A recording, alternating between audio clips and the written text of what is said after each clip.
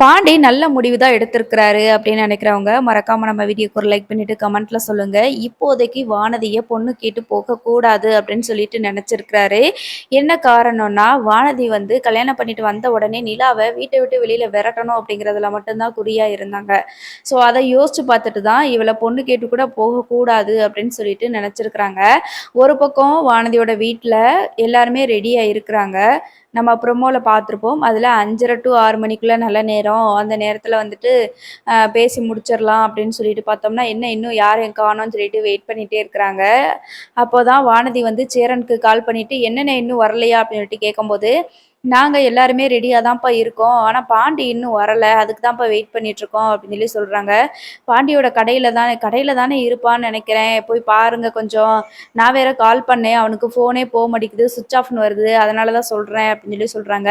"சரிப்பா நாங்க வந்துருவோம்." அப்படின்னு சொல்லிட்டு சேரன் வந்து சோழன் கிட்ட சொல்றாங்க. "என்னடா இது வானதிய பொண்ணு கேட்டு போகலான்னு சொல்லிட்டு நல்ல நேரம் 5:30 டூ 6 மணின்னு சொன்னாங்க.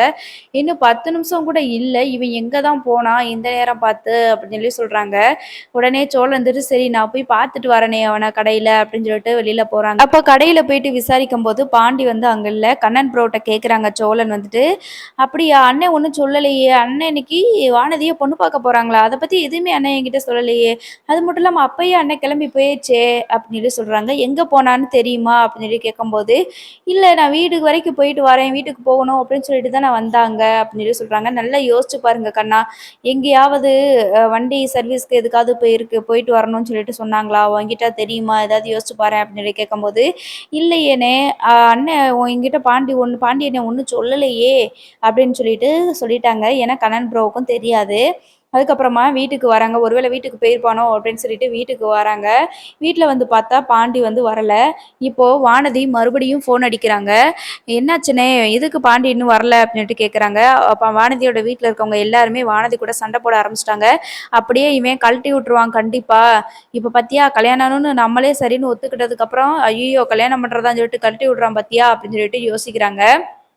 வானதியும் அவங்க வீட்ல வந்து திட்டிட்டு இருக்கிறாங்க. அப்போ வானதி சேரனுக்கு கால் பண்ணி கேட்கும்போது, "அவன் கடையிலேயும் இல்லையாம்ப்பா" அப்படின்னு சொல்லி சொல்றாங்க.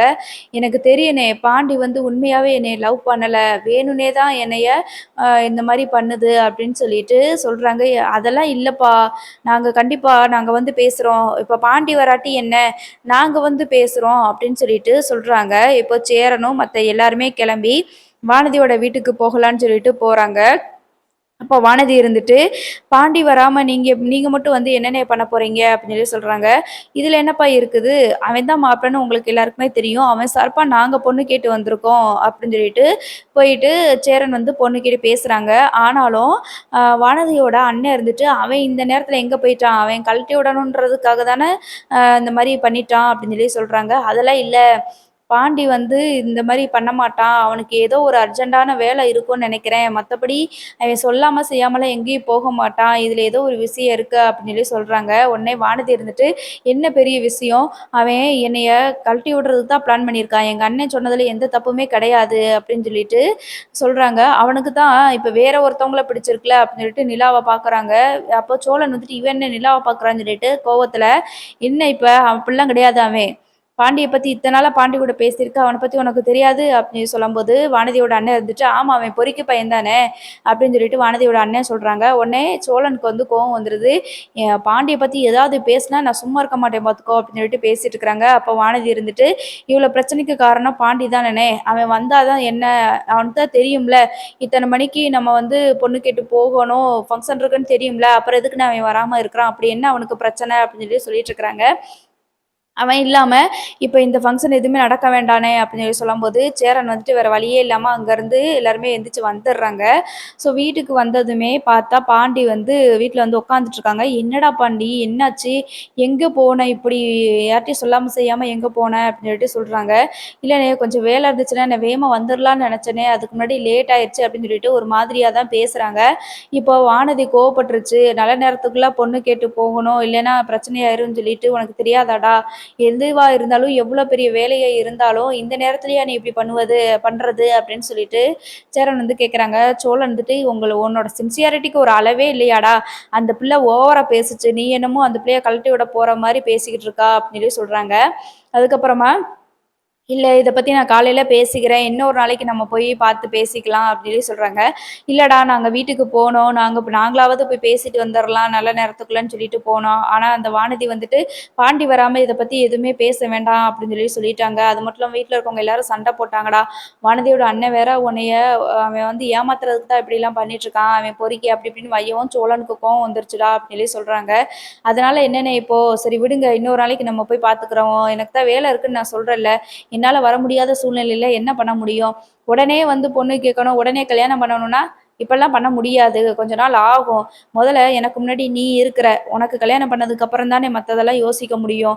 சும்மா எதுக்கு எடுத்தாலும் உடனே எல்லாத்தையும் பண்ணணும்னா, இத தான் நான் ஏற்கனவே சொல்லிட்டேன் அவள்ட்ட. உடனேலாம் பொண்ணு கேட்டு வர முடியாது.